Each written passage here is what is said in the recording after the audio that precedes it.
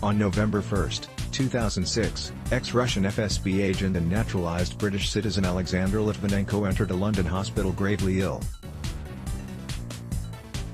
23 days later he was dead of deliberate radiation poisoning from polonium-210, a penultimate daughter of uranium-238. On March 12, 2018, ex-Russian GRU agent and resident of Salisbury, England, Sergei Skripal was hospitalized with his daughter Yulia, both exhibiting grave symptoms that turned out to be consequent of poisoning by a nerve agent, known as Novichok. While both survived, a perfume bottle containing the deadly binary nerve agent was later discovered by the boyfriend of Dawn Sturgis, a British citizen, and given to her as a gift. Miss Sturgis, who was, as it happens, a neighbor of mine, later regrettably died. What these two episodes have in common is they were both ordered by Vladimir Putin. What's more, in each case Putin left a calling card in the form of highly sophisticated weapons redolent of deliberate state-sponsored poisoning.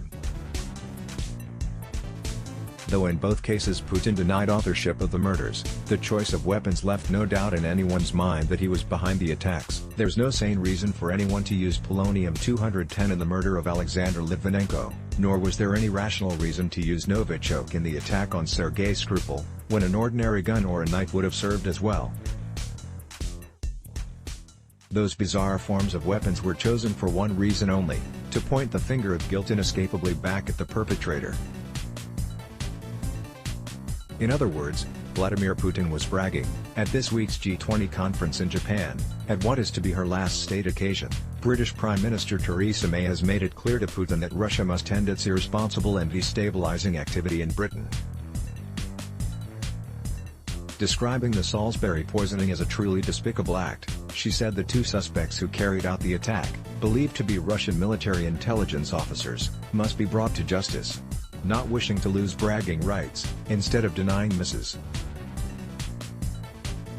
May's charge, Putin dismissed the Skripal poisoning as a fuss about spies and, while also apparently channeling Kellyanne Conway, changed the subject by attacking liberalism in Western democracies.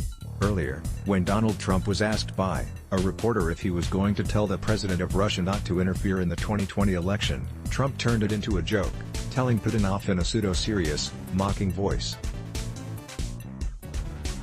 In shaking her fist in the face of Vladimir Putin, on the other hand, Theresa May demonstrated that she has something Donald Trump will never have, the courage to stand up to Vladimir Putin. Donald Trump remains a bully who behaves exactly the way other bullies do when they meet someone bolder and more powerful, like a sniveling toady, a fawning, impotent sidekick, a nothing, a coward and a fool. Shame on Trump. Bravo, Mrs. May.